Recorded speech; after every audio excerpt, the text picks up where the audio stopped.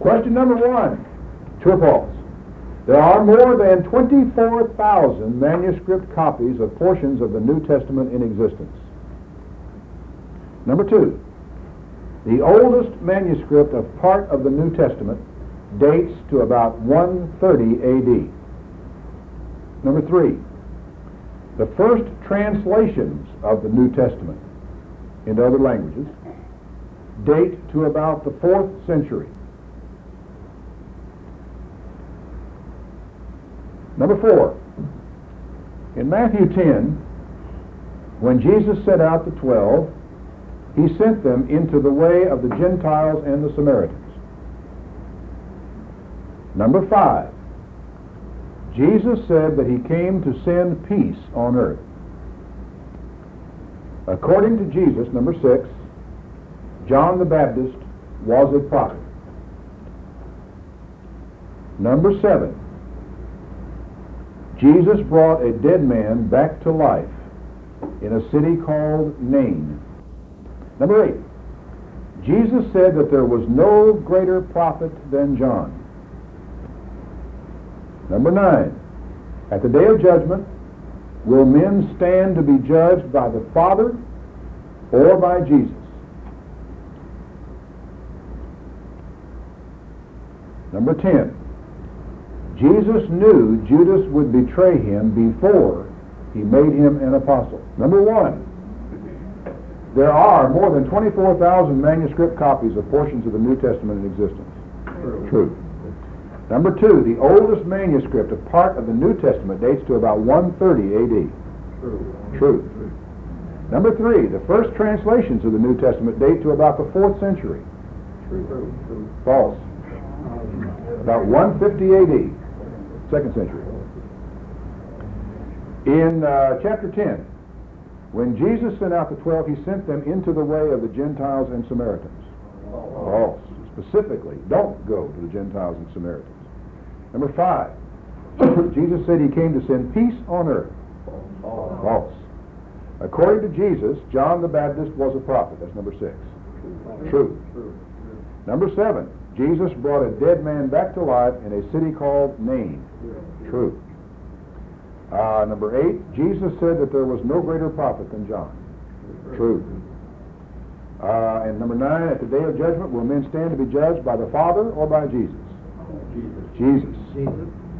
Jesus. Number 10, Jesus knew that Judas would betray him before he made him an apostle. True. What is the Syriac translation of the New Testament? What is Syriac? The other term for it. Christian Aramaic, they call it. It's called Christian Aramaic, I think, because of basically the primary uses that it was made to it. It did have apparently a distinctive alphabet in Aramaic. Is there anything strike you as odd about the translation of the New Testament from Greek into Syriac? Yeah, why? Anything notable? Yeah. Why? Why? Why would they? Well, obviously because there were some people who would be reading it to whom Greek was unfamiliar. I'd have to assume that. Yeah. I would think it would be odd that it was in Greek in the first place. Yeah. That is what is odd. See, because in going into Syriac or Aramaic, certainly if the originals had been done in Aramaic, would you have had any problem, or would you go to Greek and then come back to Syriac? Now, why is this question important? Anybody know? Because a lot of people claim the New Testament was written in Hebrew. That's right, or Aramaic. They claim that it was not written in Greek. Why do they claim that? Because of the Yahweh. Because of the Yahweh, right, because sacred name is. In other words, the fact that the New Testament was written in Greek, and there's 24,000 manuscripts. Of course, not all of them are in Greek. A lot of those are in other versions and so forth. But of all those hundreds and hundreds of Greek manuscripts, the terms that they have, what term do they have for Jesus? It is not Yehoshua. It is Jesus, the Greek word. What would they have for God? Elohim? No. Deus, which is the Greek term for God, which many of the people who object to this use claim, well, that's using the name of Zeus And that, in fact, Jesus, according to them, is actually a corruption of Yah is Zeus, the Greek god Zeus. It just isn't. There is no correlation between them at all. But you see, what is absolutely devastating is that if Paul wrote all of his epistles in Greek, as he did, Paul consistently used the Greek word Jesus for Jesus Christ, Deus for God, and Kurios, Lord, to describe him. All of which is completely fatal to the whole Yahwist theory. That is, that we have to pronounce God's name correctly or he will not let us into the kingdom, which is the bottom line. And this is, I think it's important. It's one of those little things that you read along and don't notice and don't realize. But the weight of that is any scholar, anyone who is knowledgeable about manuscript transmission, and the simple facts that you read in the handout for today, would find the suggestion that these were written in anything except Greek laughable.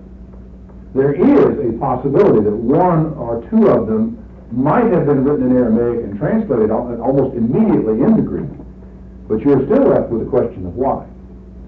And of course, as you make your way through these scriptures, you will find these odd little things where it will tell you, it will use an Aramaic word in the Greek version. And he says, which is being interpreted, and then it will give you the Greek word, which is a dead giveaway that the original was being written to Greek language readers. And it all fails and falls rather flat on its face, but it is, I think, an important thing for you to notice in passing. All right, last week we got started on the Sermon on the Mount, and we're going to continue talking about the Sermon on the Mount tonight. We started talking about the Sermon on the Mount.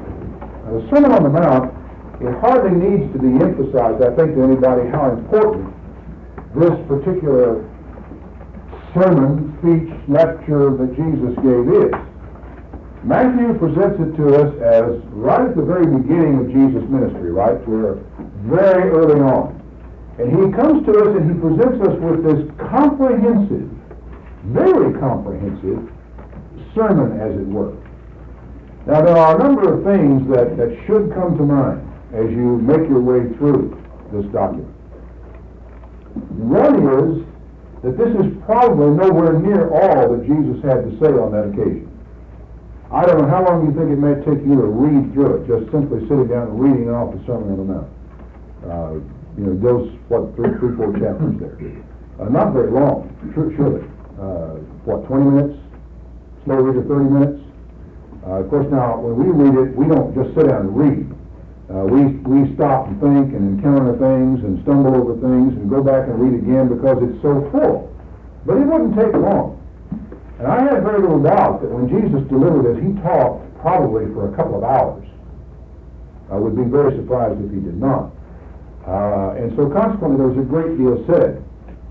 I wouldn't even be surprised if Matthew, in the process of recording this, was kind of pulling together a comprehensive statement of what Jesus' message was and had been in many circumstances and many times, because one of the commentaries refers to Jesus repeatedly as an itinerant preacher. And it's not inaccurate, really, because he traveled and he preached, and that's all an itinerant preacher is. And so Jesus would have said the same thing many, many times, oftentimes with subtle variations, sometimes a little more detail, sometimes a little less detail. But there are a number of clues. One is the fact that this thing is so short. Another one is that there are some, what the speech teachers call non sequiturs in it. There are things that just don't follow. You're reading along, and with no transition, no explanation, no nothing, the subject has changed. And now, it may be that Jesus delivered it exactly as you read it here, but I suspect not. I suspect that one idea led to another. There is some grouping, which we'll talk about as we go along through the Sermon on the Mount, but there are a lot of things that just, you say, well, why is this here? Why does this fall into this context right here? How come it wasn't grouped somewhere else? And you just realize that what could easily have happened is that all of the connecting tissue, as it were, a lot of the connecting tissue was just left out by Matthew because he couldn't put it all in there. If everything that Jesus had said and done were included, John's opinion was there weren't enough books in all the libraries of the world to contain what Jesus had to say to mankind, which may be a slight exaggeration, but nevertheless it illustrates the problem. You're Matthew, and you're sitting down trying to record the Sermon on the Mount, and you realize that it's hopeless for you to try to record it all or to expect anybody to be able to maintain it all or copy it all. And what you've got to get down are the critical things. I mean, what in the world would you do if here you were with all that Jesus Christ had been, had done, had said, and you were charged with the responsibility of putting that down on paper for somebody else to read and to hope that they would come to understand Christ as you did? It'd be rather daunting, wouldn't it? I wouldn't know where to start, and I wouldn't know where to stop once I did get started. It would be a task way beyond anything that I could ever hope to accomplish. So Jesus begins to preach. And first of all, as I've said earlier, we go through all these Beatitudes, and I don't know how many sermons have been made on those. Then he comes in verse 13 of Matthew 5, you are the salt of the earth. But if the salt has lost its savor, wherewith shall it be salted? Not good for anything anymore but to be cast out and trodden under foot of men. You are the light of the world. All that stuff has been preached on ad infinitum. Then we come to verse 17. And out of the clear blue sky, and this is one of those non sequiturs. It doesn't follow what comes before it. It just gets dropped in our lap, as it were. He says, think not that I am come to destroy the law or the prophets. I am not come to destroy, but to fulfill. Now, I don't know how you feel about that. But now you just sat down and you have just read the 4 different accounts of the introduction of Christ's ministry up through this point and beyond, right? Is there anything you've read up until this time, up to this point, that you think would have caused anyone to have even remotely begun to assume such a thing? There's nothing there. There's not a hint of it. There is no idea, no suggestion, no thought. He says, think not that I am come to destroy the law. And you ask yourself, well, why did he need to make that statement? Why would anyone have even imagined that he did? Here he is, in a land where the law of Moses is honored and esteemed, is it not? And held in the highest esteem. And here he is, a man who has lived all of his life by the law of Moses, has never offended in any single point of the law of Moses, never broken a one of them. Why does he need, do you think, to defend himself here? Yeah, Sammy? The Pharisees probably thought that he had, though, didn't they? Well, now that's an interesting question. Now, we don't have any reason to know for sure that they did at this point. Yeah. But it'd be hindsight. Like when Matthew wrote this, it was many years after the fact. Mm-hmm. And knowing that In other words, maybe he included this from a later speech here. put it in here. Now that's a free-thinking New Testament scholar would probably come up with that as an alternative. It is also possible he anticipated this problem, isn't it? Because after all, did he know the kind of confrontations that he was headed for? Yeah. Yes. Yes, yes. Were those confrontations going to create a question mark about this very point? Yes. Yeah. And so before we ever get to the first confrontation, he says, now, I want you not to get confused about something. Don't want you to think this. I don't want you to think that I have come to destroy the law. Now, as I said at the end, backtracking slightly, I would think no one would ever imagine that. But wait, here we are in the 20th century, 2,000 years later, shall we say, nearly. And he has already long since made this statement. And every Christian who's ever read his New Testament has come across it very early. And all these sermons on the Sermon on the Mount have all gone right across this verse. Is there anybody left in the world today that believes that Jesus came to destroy the law? There are. There are very little people. A lot of them, aren't there? Many. So it does seem that it was necessary that Jesus make the statement, that he make the clarification, And he seems, I think I would have to conclude that he anticipated, because he knew exactly the confrontations that he was headed for. He knew where the religious establishment was on these matters, and he knew where they were wrong, and he knew that he had to confront them. And there's no other way of understanding some of the things that take place here other than realizing that he is confronting them on some of these issues. Yes? Yes, I have a question. How could he destroy the prophets? I understand about the law, but how could anyone think he was out to destroy them? The law of the prophets is a term. Oh, a term, okay. You know, that just applies to The Old Testament, the Old Book, okay. And he's not, I'm not coming to do away with or dismantle any of that stuff. He said, I don't want you to ever make that mistake. Now, let's take a further look at this, because it's really interesting as it goes. He said, I am not come to destroy, but to fulfill. Verily I say unto you, till heaven and earth pass, one jot or one tittle shall in no wise pass from the law, till all be fulfilled. And the King James translators here did all the world a very grave disservice, because they have allowed people to read, Jesus said, well, I am come to fulfill it. He therefore did fulfill it, and since he fulfilled it, then it's possible for one jot or one tittle to pass from the law. And that he had fulfilled it. That Jesus, and I've heard the theologians say, or some preachers say, well, Jesus, you don't have to keep the law. Jesus kept it for you, which is a novel idea. You stop at all the stop signs, and I'll go 90 miles an hour on the Tyler, and therefore you kept it for me, and I'll get off scot-free, right? Wrong. Well, anyway, he says, don't make this mistake. Now, once again, we're up against words. Since you're going to ask me to spell it anyway, I might as well go ahead and do it. There are two Greek words here. One of them is pluralistic. That's one of the words. That's the word in verse 17 for the word fulfill. The word in verse 18.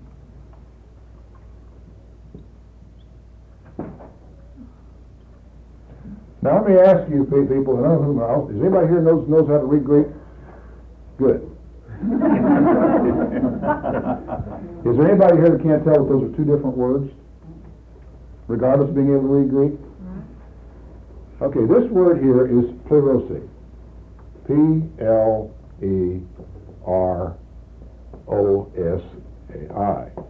This one is genao. G-E-N-A-O. Whoops, that's a Greek O. Sorry about that. That's one Omega. Genao. One word basically means to fill up or to fulfill. That's this word here. And, that's not hard to, something that is a plethora is one of our English words that we derive from this word. It basically means everything just filled up to overflowing. And the other word, genao, basically means come to pass, or come to be. So what Jesus said is, don't think that I am come to destroy the law of the prophets. I'm not come to destroy them, but to fill them up. For verily I say unto you, till heaven and earth pass, one jot or one tittle shall in no wise pass from the law, till all come to pass. Now there's where the word prophets comes into the picture. Because until all of the prophets have been fulfilled. Now see, the word fulfilled is a meaningful word, isn't it, relative to the prophets? But when you talk about it being fulfilled relative to the prophets, it means having come to pass, doesn't it? When we use the word fulfill, when you say, I have fulfilled the law, we mean we have kept the law. We have obeyed it. So we use the word fulfill, and their translation in a way is not inaccurate, it's just misleading, and can allow you to come to a wrong conclusion. Another assumption, see, is that the word fulfill means strictly that Jesus said, I am not come to destroy the law, but to keep it. Now, this word, by extension, can mean that. But now I want you to think about something for a moment. If we operate on the assumption that this is not merely all that Jesus has to say about this, but that some of the other things may shed light on what he is saying here, might we come to a different conclusion about what he meant? This word, and there's ambiguity in all languages. We got ambiguity in ours, don't we? Well, to fill something up means basically you could have a beaker, and you could pour it full of milk and fill it up. The word fulfill also means to carry out the requirements of, right? Now, what is there in the context of this verse? The material following, because you're supposed to have read what's after. This is the advantage of not just coming here and going through it verse by verse. What is there in the context that might lead you to a conclusion of which way we are to understand this? Now, obviously, we know Jesus is going to obey the law, don't we? And we can conclude that if he meant obey, he probably would have said obey. If he meant keep, he might have said keep. But we give it to him. Maybe he said fulfill in the sense of obey it. But what is there in the context that tells us? Yeah. He repeated some of the commandments. He did repeat some of the commandments, didn't he? And what did he have to say about them?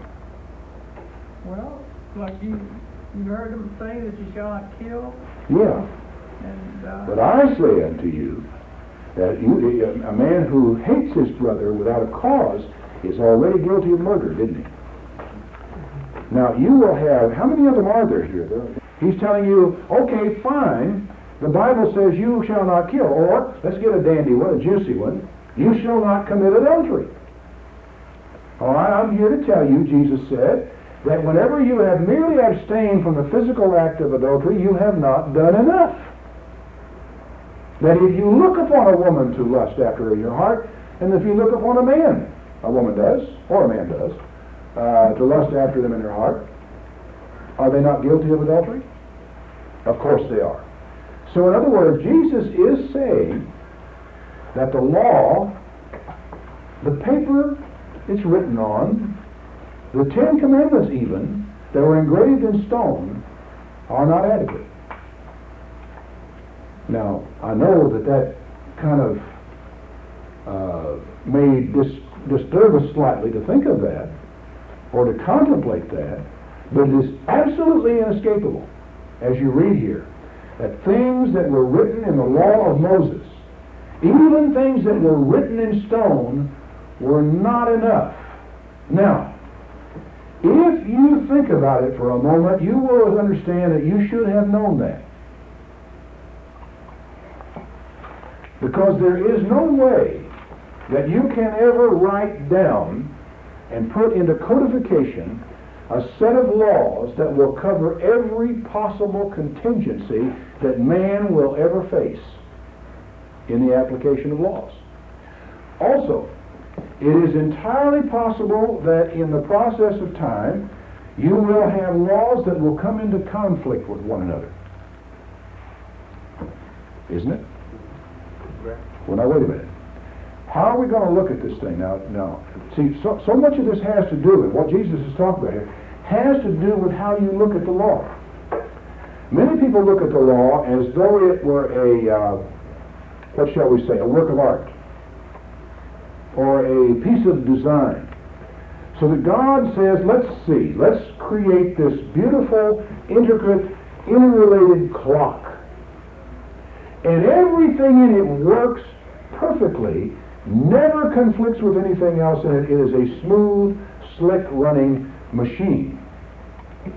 Now, that's one way of looking at the law, and it's the way probably many of us have grown up spiritually looking at the law, as a matter of fact. There is a false assumption in it, though. Anybody tumble to it? Circumstances are not always the same. Very true. Circumstances not anything. But see, what's at fault in my analysis, and what I told you is that the law is not a work of art. It is not a piece of design. It is not something that was created. Now, we may in a way speak of it in terms of it was created, but it really was not. God did not sit around and say, let's see. Every civilization needs laws. You know, people won't know where they are without laws. Let's make some laws. Now, it really doesn't make any difference how many women a man sleeps with in his lifetime. But man's got to have some kind of laws, So I will make it a law he's only supposed to have one all of his life.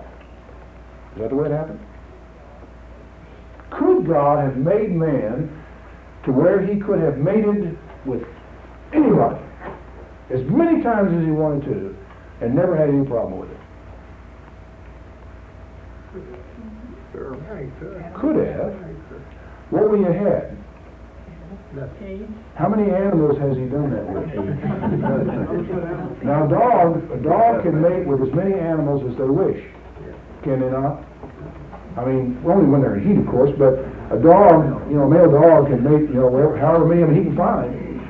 And there seems to be no problem with this, except for the rather weird, unusual breeds of dogs that crop up out of this.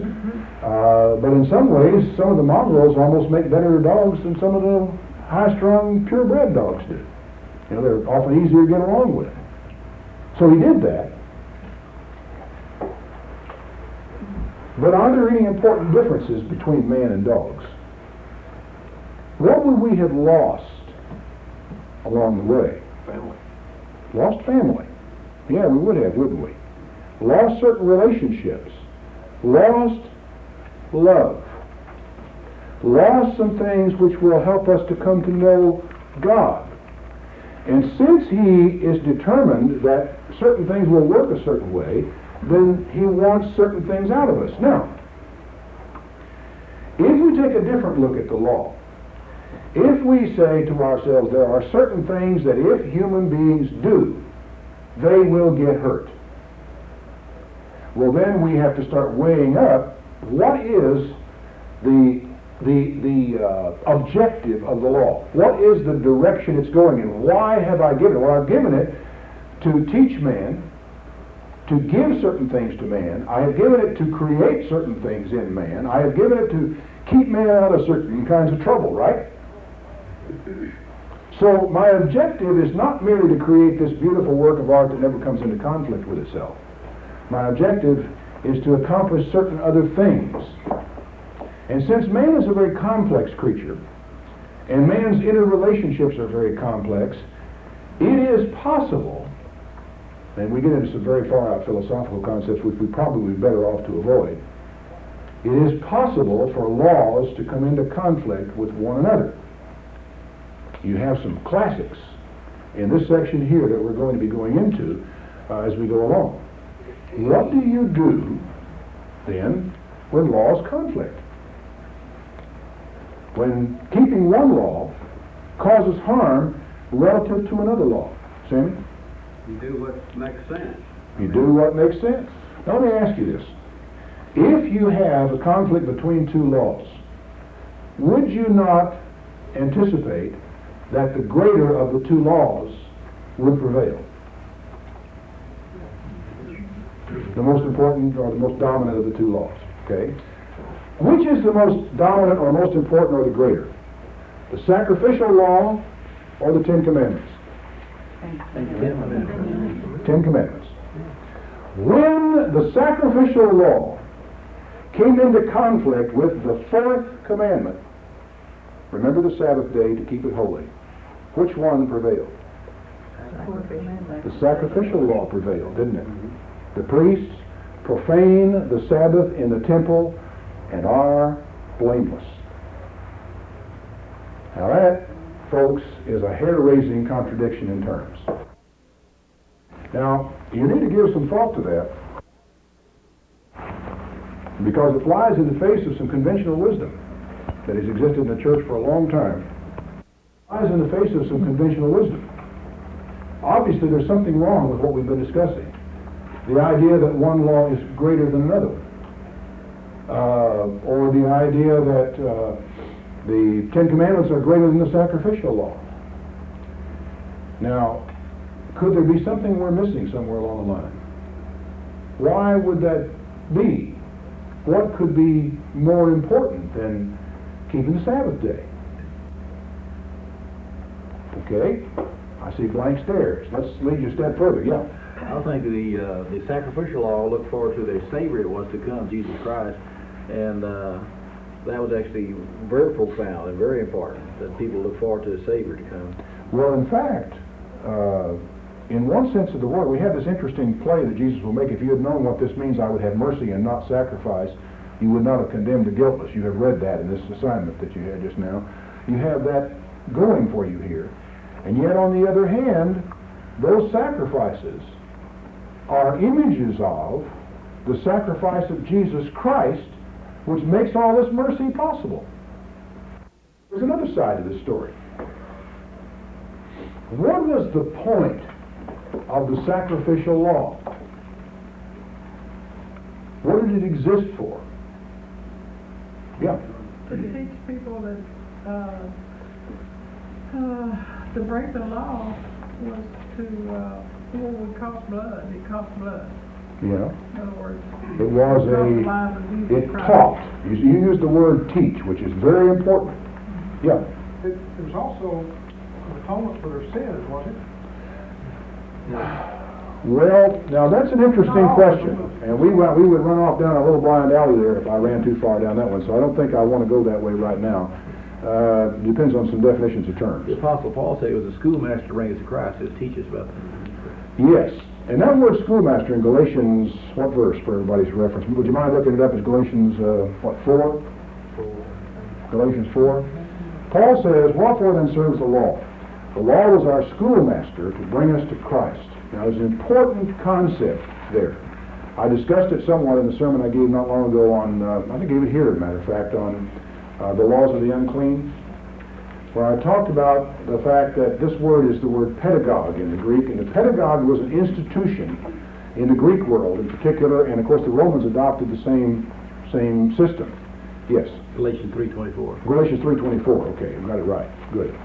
Okay, Galatians 3:24. The word schoolmaster, the schoolmaster was not the teacher in class. That word was didaskalos.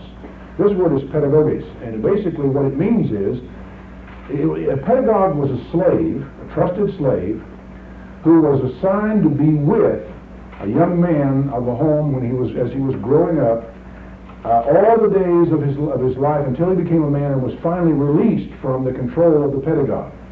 He was, the lexicon calls him a stern enforcer of morals.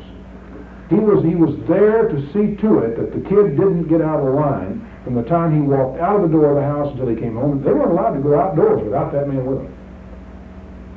Any of you like to have one of those go with your kids? You know, somebody you really trusted to be with them from the time they left your house until the time they came back home? Would that mean anything?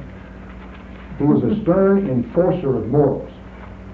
The sacrificial law was a teacher. It was also a disciplinarian. It was also an enforcer. It was and one of the most interesting aspects of this is the work that the priest did in enforcing the laws of cleanness and uncleanness. And that they were, as I think I've tried to point out in that sermon, they were essentially laws of public health. And the priest was the public health officer. And his job, and all of the sacrifices that were done, were the formalities to declare clean or unclean. And the cutting of you off from worship of God when you were unclean was the enforcer, to see to it that you took steps to keep yourself clean or to clean yourself up when you got dirty. That's what the whole thing is all about. So the sacrificial law, that pedagogue, was very important, critically important, and should not be lightly brushed aside under any circumstances. But now, in this same instance with David, and we're a little bit out of order, but that's all right, because we've all read the assignments preparatory to this. There's another side to it. Now that Jesus, when they challenged him on this question of the Sabbath day, he says, haven't you read how that David and the men with him ate the showbread, which was not lawful for them to eat? Did they break the law? Yeah, they broke the law. Were they guilty? No, they weren't held guilty. By what criteria? They were hungry. There was a human need that overrode a principle of law on a specific occasion. Now, I realize how dangerous that truth is. And so did Jesus. And that's why he said, don't think that I am come to destroy the law. I am not come to destroy the law. I am come to fill it up. I want you to understand it more deeply, more clearly than you have ever understood it before. And this disclaimer, as it were, it was very, very necessary. Because along come he and his disciples, and they go wandering through the field, plucking heads of grain. And to the Pharisees, there was no distinction to be made between the plucking of one head of grain and two, or 2 and 3, or 3 and a dozen, or a dozen and a harvest. You just got to draw the line somewhere, and their business was drawing lines, and so they drew the line at one. And Jesus said, no, you do not understand the Sabbath day. And he was at no pains to have his disciples avoid this confrontation. And in fact, we will see that he actually sought out confrontations with the Pharisees over the Sabbath. He provoked them when he didn't even have to do it. It's critical for you to know that, because one of the things that he wanted to accomplish was to put the Sabbath and all the rest of his laws back into focus. Not to abolish them, mind you, but to fill them up so that you would really understand what it was that God wants of you relative to the law. And it's only through Jesus that you can really come to understand these things. He didn't do away with the Sabbath. He didn't break the Sabbath, not as God intended it. He did not, when it came down to the question of marriage and divorce, as we will come to it, he didn't suddenly say, well, it's all right for you to get a divorce. He made that law tighter than the law of Moses, because what Jesus was doing in divorce was calling their minds back to the basic, fundamental, bedrock cornerstone of God's intent for man and woman. What Moses had given them was a way of coping in the real world. He had not compromised what God intended. He had not changed right and wrong. He had simply said, we live in a real world, and when your marriage has come apart, this is the way you will do it. Jesus said, Moses, because of the hardness of their heart, allowed them to put away their wives, but from the beginning this was not so. Man, God created them male and female. He said, a man shall leave his father and his mother and cleave to his wife. They two shall be one flesh. That's what I want. Anything else misses the mark, and missing the mark is what? Sin. But sin does not mean that God has turned his back on you. The fact that you commit sin does not mean you're headed for the lake of fire inexorably. The fact that you commit sin in a moment of weakness does not cut you off from God. Why? Why shouldn't you? Well, you can repent. There's one more very important item going on. Because of his grace. Because of his grace, and because Jesus Christ is seated at his right hand, making intercession for you at every moment of every day. And that's more important again than many people, I think, really realize or give credit to. All right. Don't think that I am come to destroy the law. Verily I say unto you, till heaven and earth pass, heaven and earth have not passed. You can step outside and check that out for yourself. The stars are still there, and the earth will still be under your feet. Not one jot or one tittle shall in any wise pass from the law till all be fulfilled. Commas, periods, crossed T's, the equivalent of all these things in Hebrew, jots and tittles, little punctuation marks, not one of them is going to pass. They're all going to remain as long as the heavens and the earth remain. Now, does that mean that it's necessary for you to go out and put hems and tassels on the edges of your garments as they were commanded to do in the law? No, that's not what that means. But, in fact, that commandment has not passed from the law. It's still there. You do realize that the Prohibition Amendment has not been eradicated from the Constitution, too, don't you? It's still there. But it has been superseded by another amendment. Right? I hope. But it has. I mean, the way the Constitution of the United States is changed is it is amended. You cannot strike things from that Constitution. You can only add things to it that amend it in some way. And not one jot or one tittle is to pass from the law, but the administration changes. And you have to understand that there are so many things in the law They cannot be kept today in the way that they were kept then because certain information isn't even available. For example, a woman shall not wear that which pertains to a man. At that particular point in time, what pertained to a man?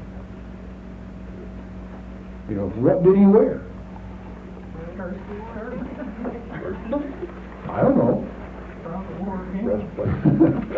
Who knows what he wore? You know, what difference does it make what he wore? That's the next question. Because it doesn't say, you know, the law never comes around to spelling out what pertains to a man, or what it is for man's clothing. It just says a woman shall not wear that which pertains to a man. See, you're left with looking around the world to find out what pertains to a man. Style determines what pertains to a man and what pertains to a woman, doesn't it? I mean, there are some outfits that people wear that, you know, could be conceivably pertain to a man or a woman that get you arrested. A man turned out in public in them. He's got pants on, but they're not the right kind of pants. I remember I was walking down the street in Scotland one day, and here came the bagpipes and came marching through a platoon of Scottish infantry, all in their kilts. And I mean, what a set of men. Whew. You know, there wasn't anything effeminate there. You know, they were all wearing skirts, but they had socks on with big little daggers sticking down in the socks. Every one of them had a full, rich, luxurious beard and an expression that would kill flies, you know. And they looked mean. And, you know, there was nothing there. I mean, but a skirt, doesn't that pertain to a woman? And here they were wearing what, quote, pertained to a woman. And no one was ever going to accuse them of anything like that. But the point is that the law, any law, requires interpretation. Requires a systematic approach to evaluation. But our law, we've got an incredible set of laws in this country, and we are a country that is governed by law. But even in our country that is governed by law, we have to have courts, don't we? We have to have legislative bodies and lawyers that can get in and argue fine points of the law, because there just isn't any way that you can cover everything.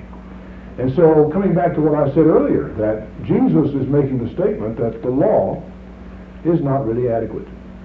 That there are things in the law that are going to have to be understood at a different level. Now, we do understand, don't we, that when you change administrations, the law does not change, right? Does the application of that law, though, change when the administration changes? Somewhat. Oh, yeah. In other words, the president can appoint an attorney general and give him a different set of agenda as what's important, and he can spend his budget pursuing one set of crimes as opposed to another. They can go after drugs hot and heavy and let white-collar crime go, depending upon the emphasis that the administration places on it. Well, Jesus is letting us know right off the bat that he is the administrator of the new covenant. And when Paul comes on down to it, he talks about those of us who are in the ministry also being administrators of the new covenant, and makes the point that it is very, very different from the administration that took place under Moses, which he calls the administration of death. He calls our ministry a ministration of life, and it is very different. Now, let's consider some of these specifics that he talked about. Whoever therefore shall break one of these least commandments and shall teach men so, he shall be called the least in the kingdom of heaven. But whosoever shall do and teach them shall be called great in the kingdom of heaven. For I say unto you. Now remember, this is a continuation of the thought, that unless your righteousness shall exceed the righteousness of the scribes and Pharisees, you shall in no case enter the kingdom of heaven. Now, does that give you any clue as to what he means when he says, I'm not come to destroy the law, I'm come to fill it up? Once again, here is an established form of righteousness. And he says, your standards have got to be higher than their standards. The law, as you understand it, is inadequate. We are going to have to explain it further for you. Going to have to interpret it so you understand it. We're going to have to take it further than you imagined that it might go. Now he continues, without any indication of transition. You have heard it was said by them of old time, you shall not kill. Whoever shall kill shall be in danger of the judgment. But I say unto you that whoever is angry with his brother without a cause shall be in danger of the judgment. Whoever says to his brother, Raca, shall be in danger of the council. Whosoever shall say, you fool, shall be in danger of hell fire.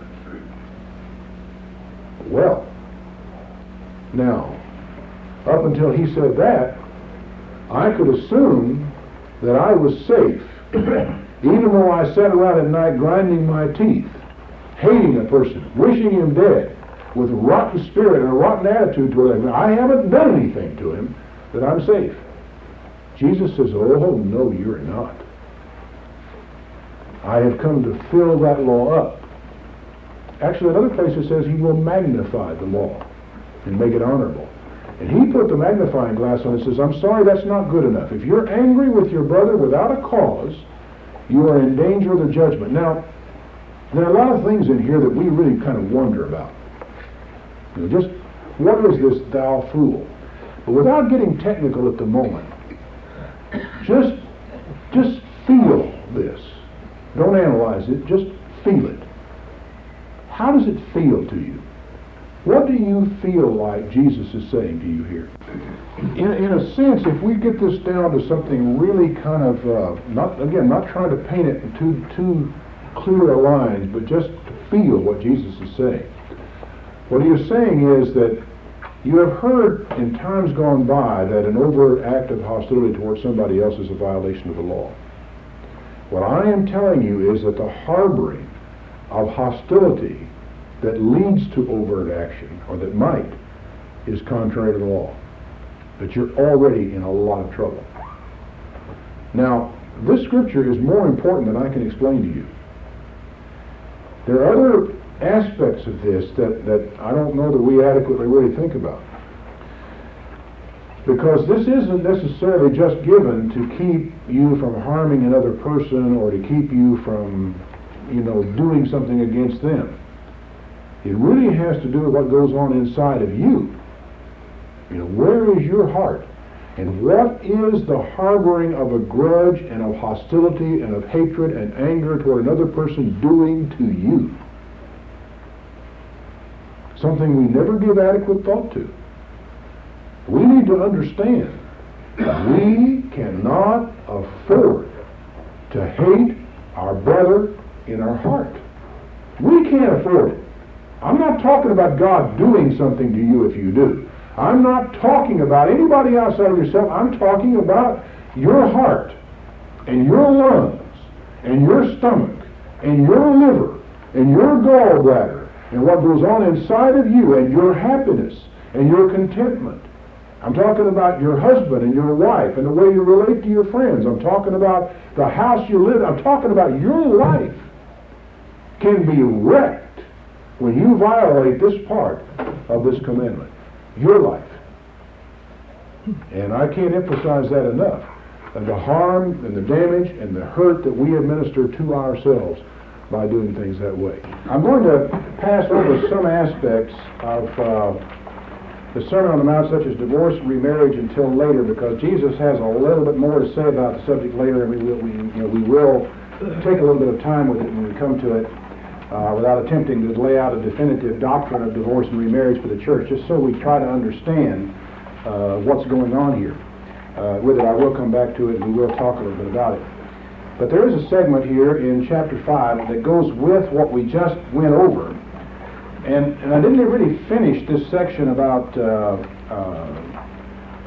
your anger, because it goes on to say, if you bring your gift to the altar and there remember that your brother has something against you, leave there your gift before the altar and go your way and be reconciled to your brother and come and offer your gift.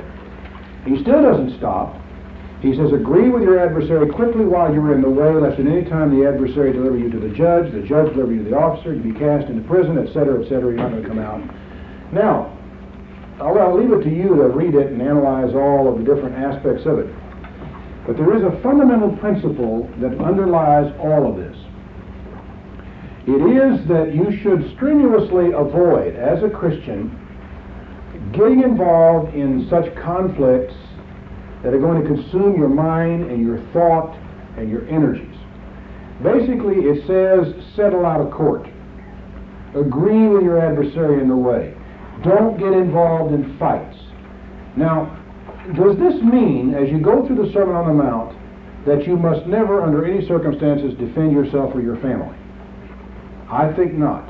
I think not. That there is a circumstance where you have a right, maybe even an obligation, to stand pat, to stand up and be counted. What Jesus is saying to us here is, and all of this, mind you, is an amplification of the law that says, thou shalt not kill. Everything down through here has to do with the root hostility that is in a person that is a part and parcel with that which is in the heart of a man which causes murder. In a sense, what Jesus is saying here is that what we are dealing with is a matter of degree, not a difference of kind. Now, going to court in certain types of cases where you feel it is necessary for one reason or another to protect your family, to protect your property, is not an illegitimate thing for you to do. But to get involved in it from a point of view of hostility, of fighting, of insisting on your rights, this is a mistake. How many of you have ever been involved in litigation? Anybody? A few of you have been. My little, very little looking in on it is that it seems to me that it's the kind of thing that once you get started down this road at all, that is one of the things that when you go to bed at night you think about it, you wake up in the middle of the night thinking about it, you get up the next morning thinking about it, that this type of thing can, if your attitude is in a certain bent, can eat your lunch. It goes. And this is where the warning is in here. Is just take a good hard look down inside of yourself and see what your motivation is for doing what you're doing. And just ask yourself if this isn't something you ought to get settled and get out and get behind you. Before it, rather than just dragging it on and fighting and fighting and fighting. I'm not giving any legal advice here tonight.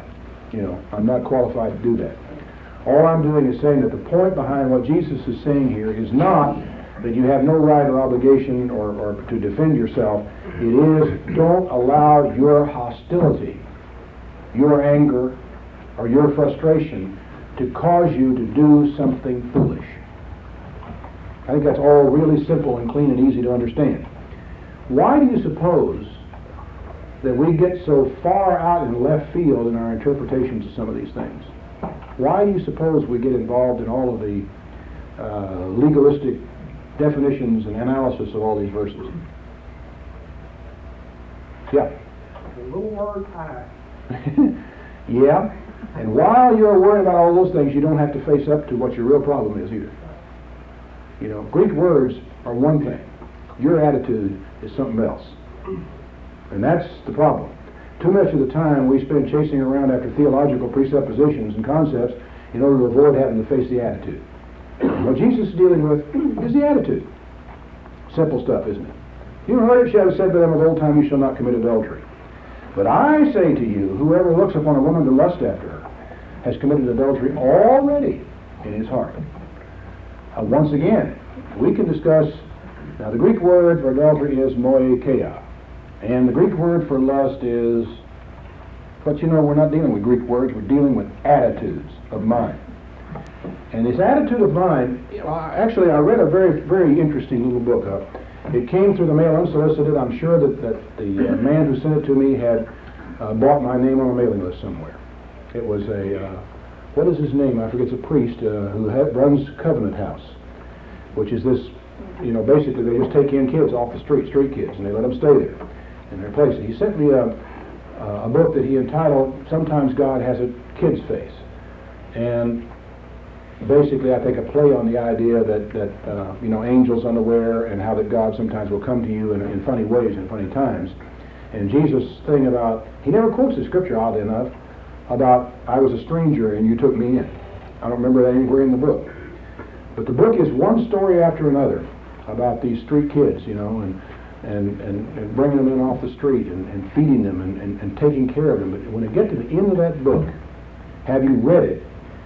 He talks about how that these kids get involved in prostitution in order to stay alive. How that these girls get run in, and boys get run in stables by pimps who beat up on them, threaten their lives, and who sometimes kill them.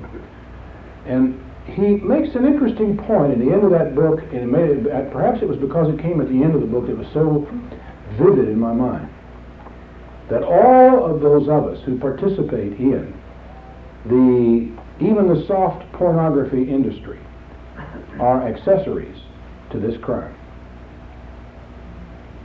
And he points out how that our society, our approach, and our attitude toward this type of pornography, I mean, freedom of speech is one thing, but it's one, if our nation were saying, yeah, you have the freedom to publish it, we're just not going to look at it, we would be in a totally different situation.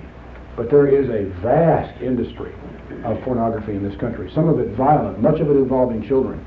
It's a staggering thing to consider. But his simple little statement at the end of his book, which without him even saying it was based upon this point right here, is that of the incredible damage that it does. Even those people who themselves do not ever engage in sexual activity with a child, by the supporting of the pornography industry, are making a lot of this stuff possible. And I had never ever thought of it in the way that he presented it before, but I said he was absolutely right. And of course this is what Jesus is trying to say, that it isn't enough merely for you to abstain from the act. What we have got to do is we've got to take a close look at your heart. Isn't this what this is all about? Take a close look at your heart. And then he goes on to say, if your right eye offend you, pluck it out and cast it from you. It is profitable for you that one of your members should perish, and not that your whole body should be cast into hell. If your right hand offend you, cut it off and cast it from you. It's profitable that one of your members should perish, and not that your whole body should be cast into hell. What do you make of that? Now, is there anyone here who seriously believes that Jesus expects anybody to pull his eye out? No. Or cut off his hand? Of course not. He is speaking metaphorically, isn't he? But what he is saying is that no matter how close this thing is to you, nothing can get closer than your right eye and your right hand, can they? That no matter how close this thing is to you, that's going to cause a problem in this area, cut it off. We're not talking about abstinence or tapering off or backing away. He says, cut it off. Now, I don't know what that means to you, because it may not mean exactly the same thing to you that it means to me, because what I have to cut off and what I have to deal with is probably not the same thing that you have to cut off or you have to deal with. But what Jesus is saying is that there is a place in your life, in the area of the things we're talking about here, where it is going to be necessary for you to do radical surgery in your life regarding things that cause you to offend. He says a whole lot better for you to enter into life without these things and having all this stuff to be enter into hell. Now, of course, in this context comes the statement about divorce and putting away a white man's wife because of fornication. But as I said, I'd like to pass over the divorce question until later. Now again comes the questions of forswearing yourself. This whole section, in the simplest possible terms, is tell the truth. There is no need to embellish it with all sorts of affirmations, swearings and so forth and so on. We, of course, when we go to court, do not swear. We do not, that we feel that this commandment prevents that, and it certainly can be construed that way. Many people have. But basically, the point of the commandment is, as a Christian, I don't want you going around saying, oh, swear to God this and swear to God that, and you better believe that, that's absolutely the truth, I swear to God. He said, you don't need to do that. You should never, then we have a situation where you say, look, that's the truth, I swear to God. What are we saying? We're saying, well, a lot of the other things I'm telling you may not be. Isn't it? So what Jesus is saying is, let's don't embellish our speech with all this kind of junk. Let's let your yes be no, yes, and your no be no. Let your yes be yes, your no be no, and let's leave it at that, shall we? Otherwise, we never know when anybody's telling the truth, do we? And I don't think that this is categorically directed at the kind of thing we do in court. In fact, this is not the way they did it, by the way, in that time. In that time, you were brought into court, you were sat down, and you didn't have to open your mouth. You heard what was called the voice of adjuration. Somebody stands up in front of it and says, On the name of Almighty God, I adjure anyone here who has evidence in this case to come forward. Well, Moses said, if a soul sins and hears the voice of adjuration and does not present his evidence, he's guilty. That's a little different from our perjury, isn't it? In our society, you keep your mouth shut and stay out of trouble. In that society, you couldn't. If you were present and you heard the voice, an official, legal voice calling upon all present to come forward and tell the truth, and you didn't, and it could later be proved, you were guilty of something much more serious than what perjury is in our society. So consequently, he couldn't have been thinking about it quite in those terms. Nevertheless, our society makes it comfortable for us. All we have to do, when somebody says, do you solemnly swear, all we have to say is, I affirm, and we can go steadily on by it and not be bothered by it. But don't forget, or don't lose in the process of that, the underlying principle in all this is that it's really in your speech, your conversation, your communication, that we want to get away from this thing of emphasizing whether we're telling the truth. It isn't even necessary for us to say, hell yes. Yes is enough. Okay, now he goes on and says, you've heard it been said, an eye for an eye and a tooth for a tooth. That's in the book, by the way. I say to you, resist not evil. Whoever smites you on the right cheek, turn to him the other one also. If any man will sue you at the law, and take away your coat, let him have your cloak also. Whoever shall compel you to go a mile, go with him too. Give to him that ask of you, and from him that would borrow of you, turn not away. Now I can't, especially I think in the years when the church, when we had a conscientious objector, very strong conscientious objector policy. The questions that would inevitably arise on this one, can you imagine them? Have any of them ever come to you? I'm walking down the street with my wife. This man comes up, knocks me down, and starts grabbing a hold of my wife. What am I supposed to do? Turn the other cheek. But didn't he say turn? I see head shaking. But he said turn the other cheek. Okay, there's a lady back here. This is one of the things I've always wanted to do. Because I've heard these men say, well, I would just trust God, in that situation. And my question is, what does your wife want you to do? And we need to understand what Jesus is saying and why he is putting it the way he is putting it. Because once again, see, we're dealing with a situation to where oftentimes people will use the fact that you were struck for an excuse to hit back at someone else. Now, the eye for an eye and a tooth for a tooth principle is an interesting one in the Bible. What do you remember? What do you know about the way the Old Testament worked? Because remember, all this is cast in you have heard it said to them of old time, right? What do you recall about the way justice worked in old times? What if it was an act of violence? Because that's what we're talking about right now is violence. Didn't they have to perform that person's work for them? Yeah, there were things that had to be done like that. Restitution had to be made. A lot of things, till he was well, they had to do his work. Yeah. If it was done by accident, there were places of sanctuary. Yeah, if you killed somebody by an accident, which we call manslaughter, you could flee to a city of refuge, and you could stay there, and then say the high priest died, wasn't it? And then you could go free, which was a kind of it wasn't exactly like prison, but it did put a damper on creating an accidental killing. And supposing that the judges got together and decided it wasn't an accident, then what happened?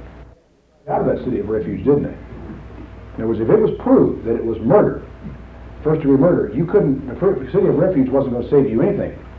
Well, why was the city of refuge important thing? Well, in ancient times, who carried out the death sentence? The people. Members of the family. The family. Members of the family. That's right. In other words, if somebody killed my brother, it was my right to track him down and see to it that he paid.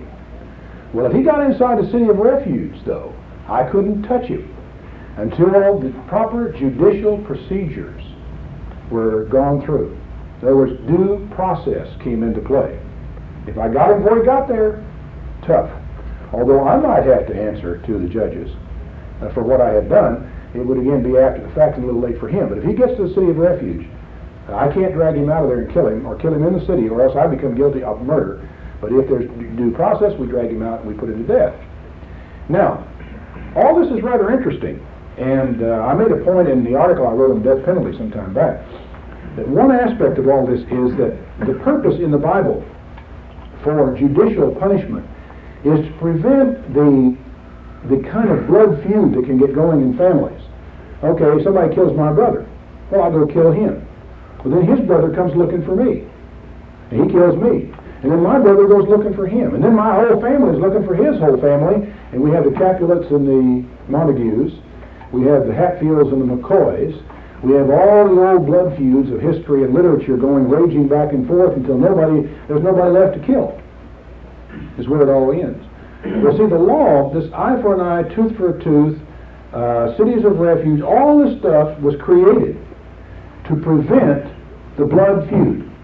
It was to specify limits on the prosecution of, the following, and the dealing with people who had committed violent crimes. And so that it would be judicial, controlled, and not something that just got going and could never be stopped. Now this commandment here, you've heard it been said of them of old time, an eye for an eye and a tooth for a tooth. And the whole idea of that law, mind you now, was to stop this endless chain of violence. I say unto you, don't let it get started. See, another thing Jesus said is don't avenge yourself. Right? You realize that all of these principles we're dealing with, somebody slaps you on the right cheek, what do you want to do? You want to punch out his lights, right? Well, that's avenging yourself. But you see, the law put very stringent limits on your ability to avenge yourself. Because in the avenging of yourself, you may hurt yourself, your family, because if you go out and kill this guy, or maybe you're only intending to knock out a tooth and you knock his head off, then you have not only brought yourself into danger, you may have brought your wife, your brother, your sister, your sons, your daughters, all of your family into danger because of the possibility of blood feud. Right? Jesus said, if a man smites you on the right cheek, turn to him the other one also. Don't avenge yourself. All these things that you're dealing with here are matters of vengeance, of trying to get your own back. Jesus is saying, don't bother. Because all you're going to do if you do that is get yourself in a whole lot of trouble. Christians should be a good citizen. They should try to get along with their neighbors. They should not be vengeful. They should not grudge against people. They should not bear grudges over long periods of time. All this stuff is in here to protect you and your family. It is not here to inhibit you protecting your family from the moment of violence. If someone comes has broken into your house and is armed to the teeth, ready to use deadly force himself, is it wrong for you to use deadly force to protect your home? There is nothing in the Sermon on the Mount to tell you that it is. Nothing at all. Now, there are other considerations in the use of deadly force, and all the arguments about the dangers of guns in the home have validity to them, and you should know about them. And if you're ever going to keep a gun around for protection, you jolly well better know what you're doing. The NRA have classes that teach you how to use handguns and so forth. Your local sheriff's department, ours was, I think he has done this, he was going to have a class for ladies who wanted to learn to use handguns so that they wouldn't shoot themselves, in the process of trying to protect their home. A person who knows how to use a weapon like that probably would be less likely to ever use it than someone who doesn't really know and doesn't understand. And so consequently, if you're ever going to do this, you better be sure that you know in no uncertain terms what you're doing. I'm not advocating anybody who doesn't have a gun in their home go out and get one. And if especially if you're not familiar with guns, I think you might be making a very serious mistake. All I'm talking about is the fact that Jesus is not telling you that if someone breaks into your home and let's say he's armed with a knife, that you have no right to defend yourself. You have not only the right, you have the obligation to defend your family. In other words, don't go avenging yourself. If he no longer poses an immediate threat to you, you have no right to harm him. This is what's oftentimes overlooked, and that's the point of these things in the Sermon on the Mount. And the whole idea behind many of these laws is, like I said, to prevent blood feuds, to prevent retaliation against, retaliating and then retaliating against the retaliation. You can fight on the spur of the moment, but if you go out after vengeance, there's no end of it. Ask the Israelis. I mean, they believe in this thing of striking back and making them pay, but there is no end to it, is it? How long have they been doing it? Since 1947? And where has it gotten them? It hasn't gotten them anywhere. I sympathize with their problem. They have a terrible problem. But striking back or doing the counter-strike hasn't worked for them. It just creates more counter-strikes. And that's essentially what happens to you, too. Well, isn't there a place in the Bible that says, she was talking about God will repay, but doesn't he always say if something is taken from you by force or violence, that he will see that it is returned to you? Yeah, he will repay. And it has to do basically with his promise to you, and you've got to be willing to trust him and see to it you get it back. You may not get it back in the same coin, but he's, yeah. Joyce? Doesn't he also try to help us to see that we can help others not to break the law? Yeah. Like leaving, when they harvested the fields, leave some Yeah. for the poor, so that they don't have to steal the vibrant. That's an important concept. That's a very important concept. If you leave something for them, they don't have to steal it from you. And the book does say we don't despise a man if he steals because he doesn't have any bread. Yes, Larry? Like the principle of loss, keeping honest people honest. I guess so.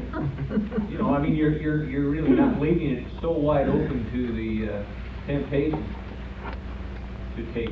Yeah. Now, in the same vein, and we haven't really gotten away from this entirely, in verse 43 it says, you have heard has been said, you shall love your neighbor and hate your enemy. What are you doing that's so good? Everybody does that. If you salute your brethren only, what do? Don't the publicans do that? Be you therefore perfect, as your Father in heaven is perfect. Now, you've read this scripture, this verse 48, a lot of times, but you have to remember the context of that verse is all the stuff that's gone before. And everything has been very consistent here for a long time, hasn't it? About hostility, human, selfish hostility is what this whole passage from, where are we, about all the way up to verse 21, all the way to the end of this chapter is about one thing. It's about harboring hostility in your heart toward another human being. And it gets all the way down to it kind of comes through it in stages. First of all, it says, don't kill a guy. You don't even allowed to hate him. All right, we got that far.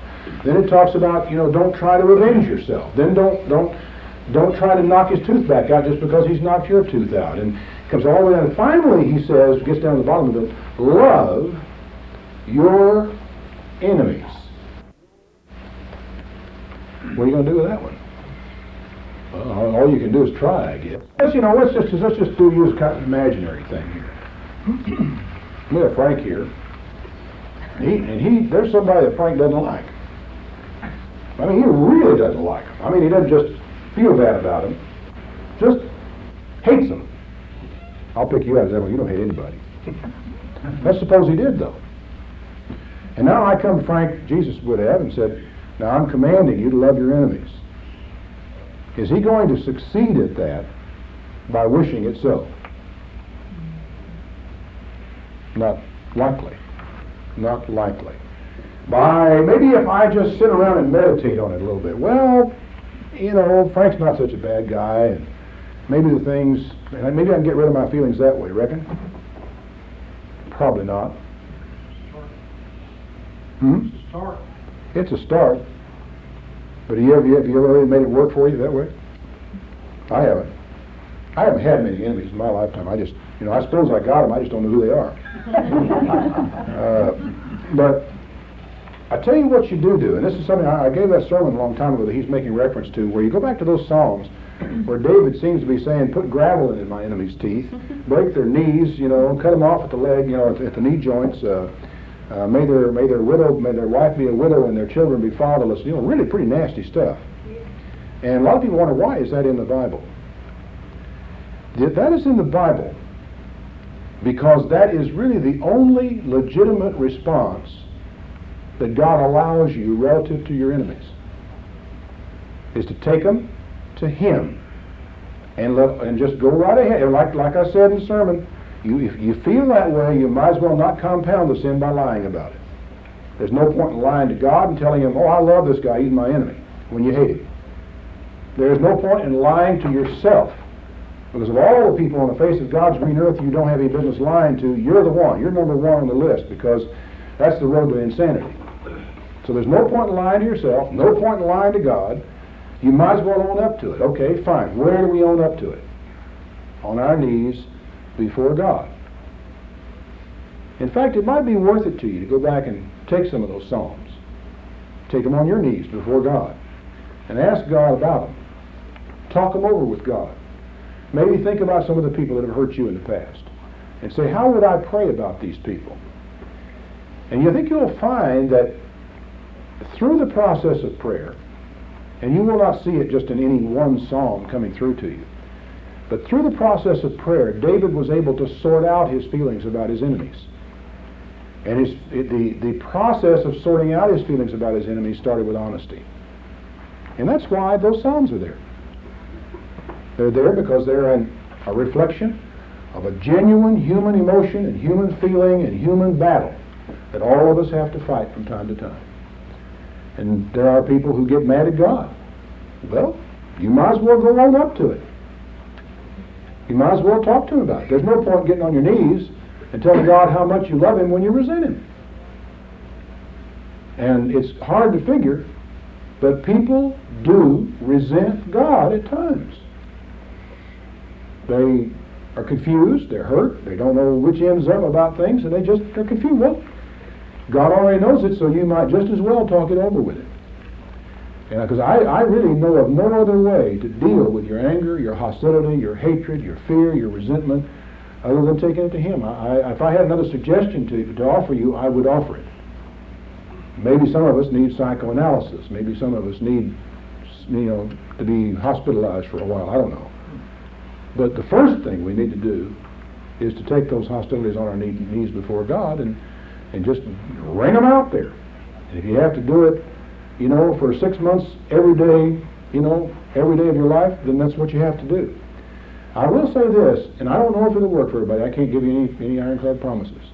I do know that I have not been able to retain hostility toward another human being for very long when I keep bringing that person in prayer before God. Even when I am not praying for them. You're supposed to pray for your enemies, not against your enemies. Okay, I remember one time very distinctly when a man had offended my wife. Now you can do a lot of nasty things to me and I won't pay much attention to it. But when you start doing something relative to my wife, well, we got problems. And I remember it was not a situation where violence could be, or anything else involved. Nothing about that like that at all.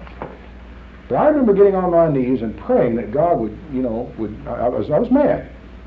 And I prayed for God to correct him, and I started using some rather strong language about what I wanted God to do, and all of a sudden in the prayer, it wasn't working. And I realized that God would not do that to this person. God would not respond that way to him. I was asking God to do something he wouldn't do.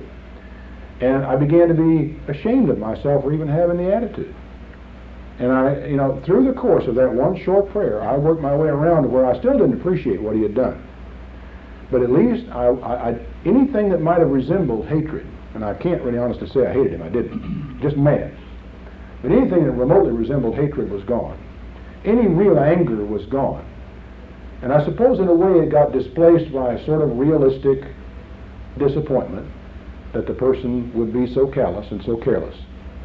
But on the other hand, we all make mistakes, and I found it easy the next time I saw him to be friendly and to be warm and to work together, and things went on. This was probably nearly 20 years ago, and I remember it vividly.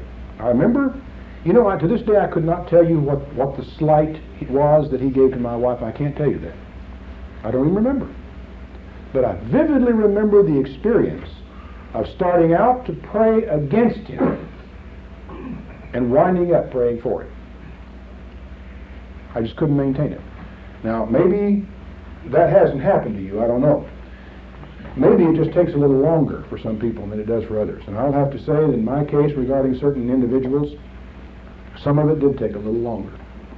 But even that was able to get washed out.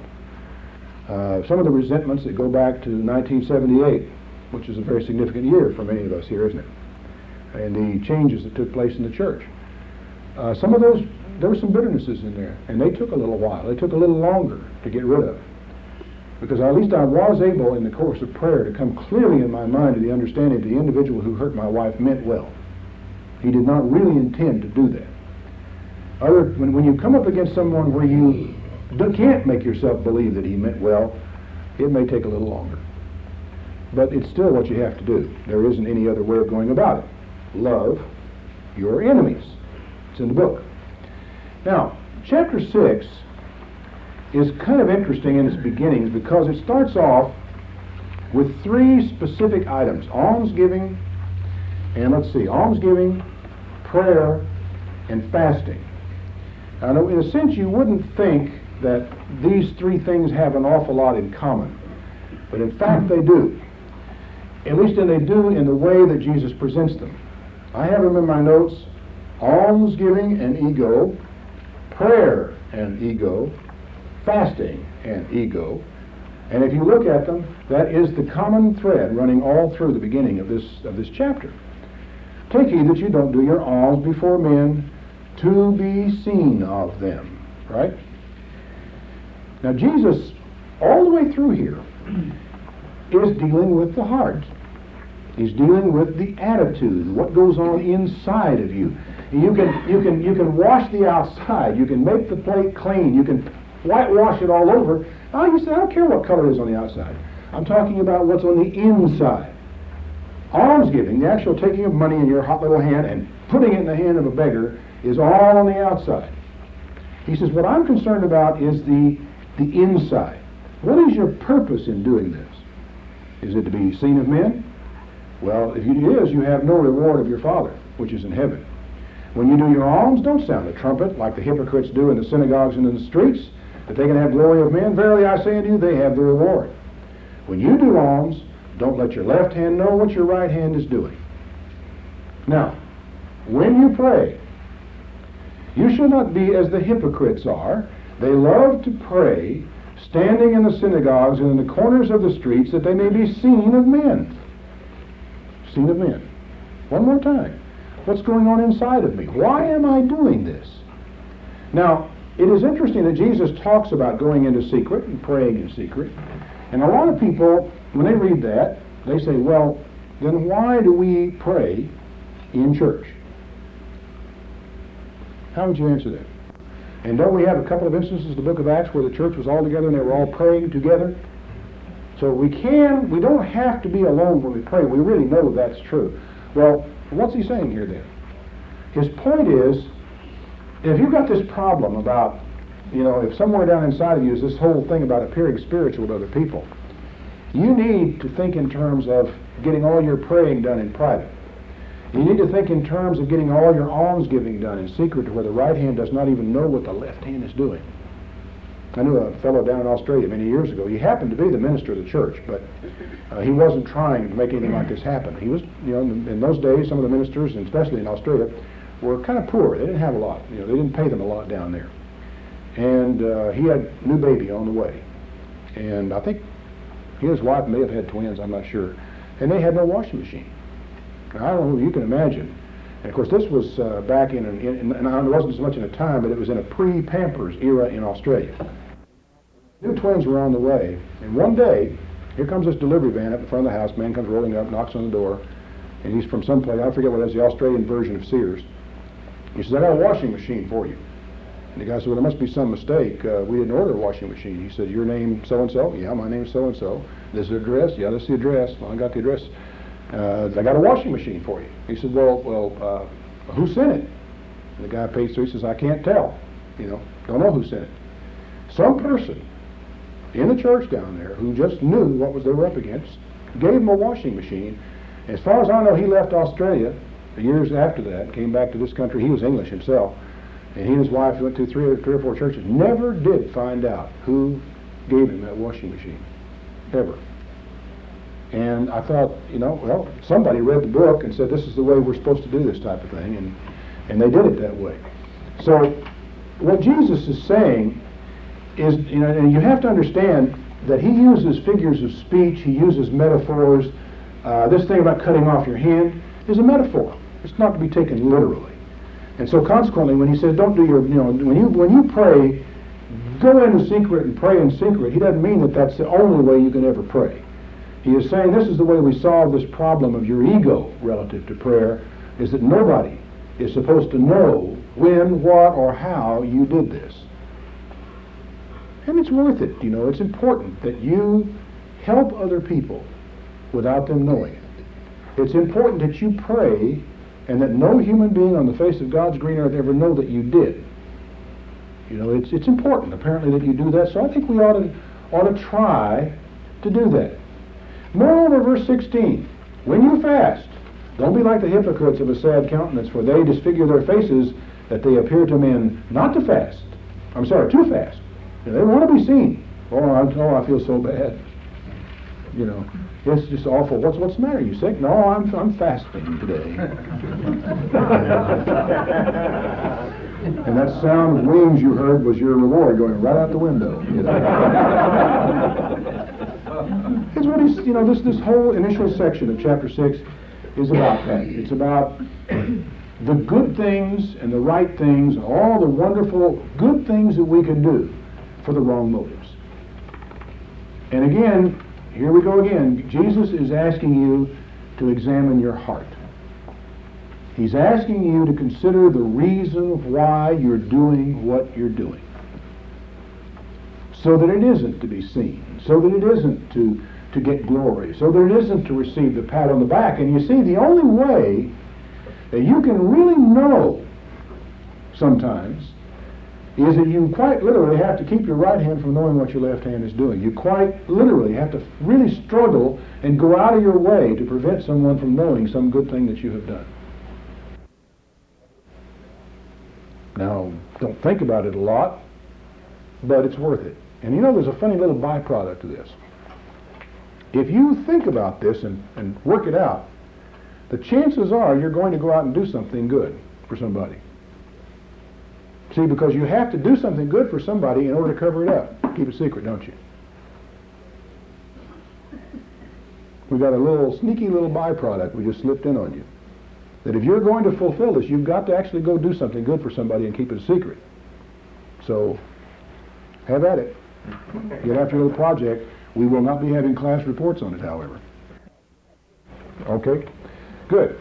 Next week, Matthew 15, 16, 17, and 18. Mark chapters 7, 8, and 9. Luke chapters 8 and 9. John chapters 7 and 8. All these just take up where you left off last time and go on to a terminus.